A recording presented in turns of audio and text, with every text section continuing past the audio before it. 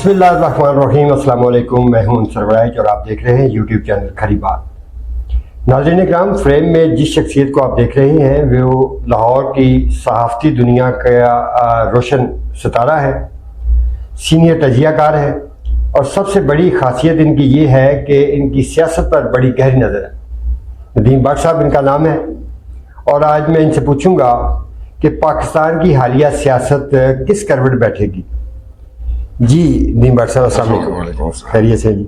तो पाकिस्तान की हालिया सियासत जो है वो किस करवट बैठेगी, आप कुछ बताएं, इस पर रोशनी डालें। बिस्मिल्लाहिर्रहमानिर्रहीम।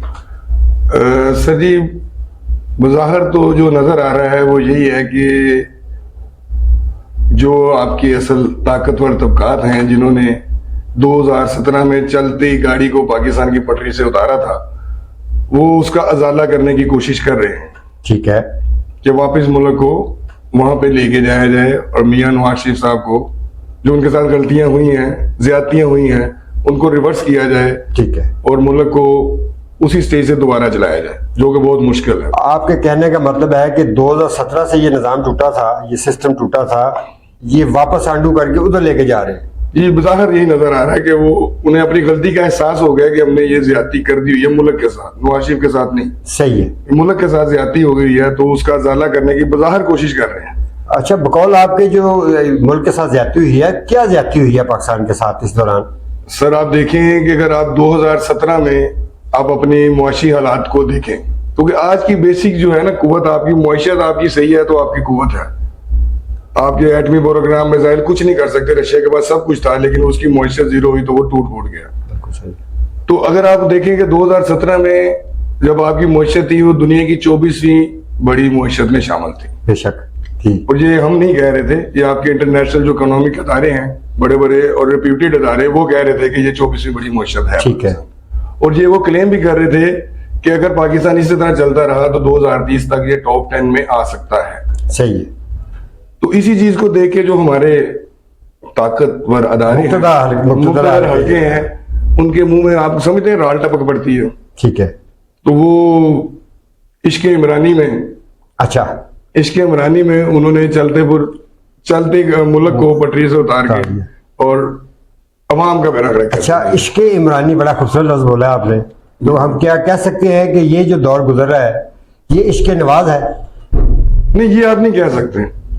देखिए, आप अगर कंपैरिजन करें, आज भी जो बड़े बड़े नामी ग्रामी एंकर हैं, आपके नाम नहीं मैं लूंगा, लेकिन वो जो रेप्यूटेड हैं वो भी एक बात करते हुए उसको मिला देते हैं कि 2017 में एक ज्यादती हुई कि नवाज शरीफ को अंदर रखा गया, इमरान को जिताने के लिए आरटीएस बैठाया गया, ये किया गया, और आज उसी का वो कह रहे हैं कि जी ये आप दोबारा चला रहे हैं उसी फिल्म को कि इमरान खान को। रिप्ले नहीं है, ये रिप्ले नहीं है, क्योंकि उसको जबरदस्ती अंदर किया गया था, जबरदस्ती सियासत से आउट किया गया था।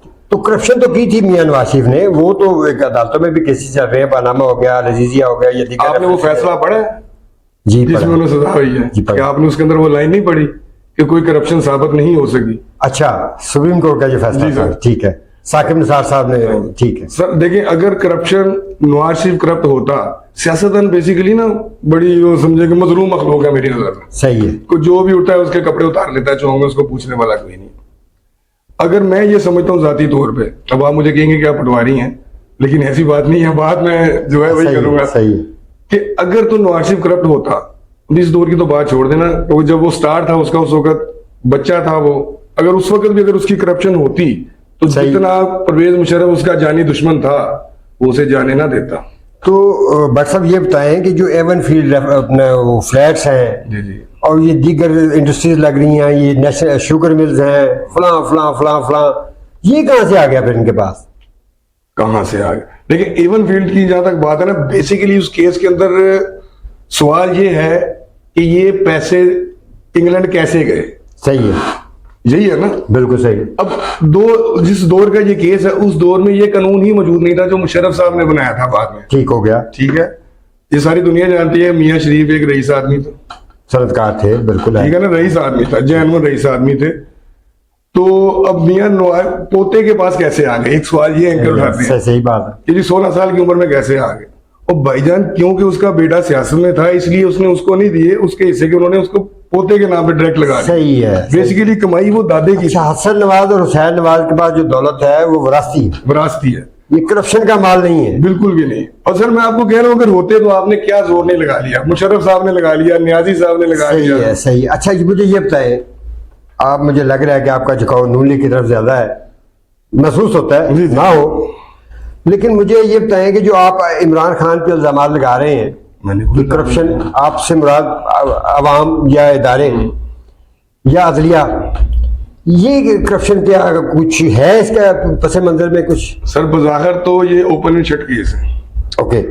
अगर तो हमारी आला अदलिया, जिसे आप कभी गुलजार कोर्ट कह सकते हैं, कभी खोसा कोर्ट कह सकते हैं, कभी नसार कोर्ट, कभी बंदयाल कोर्ट, ठीक है। ये पूरी चेन चली है ना, सही, साकब नसार से लेके बंदयाल तक। ठीक है। अब आके ब्रेक आया, नया माइंडसेट आया। सही है।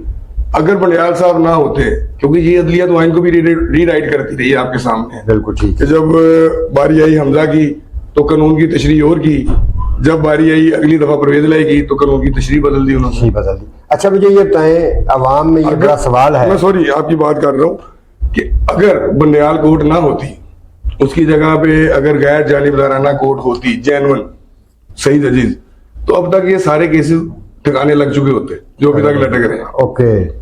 अच्छा, मुझे ये बताएं कि अवाम में एक बड़ी इस तरह पाया जाता है कि नवाज शरीफ को भी सियासी इंतकाम का निशाना बनाया गया, और आज कल इमरान खान को भी इंतकामी सियासत का निशाना बनाया जा रहा है, और वाकई इंतकाम नजर आ रहा है। पकड़ धकड़ और जमात को क्रश करना, ये सारे इंतकामी सियासत लग रही है।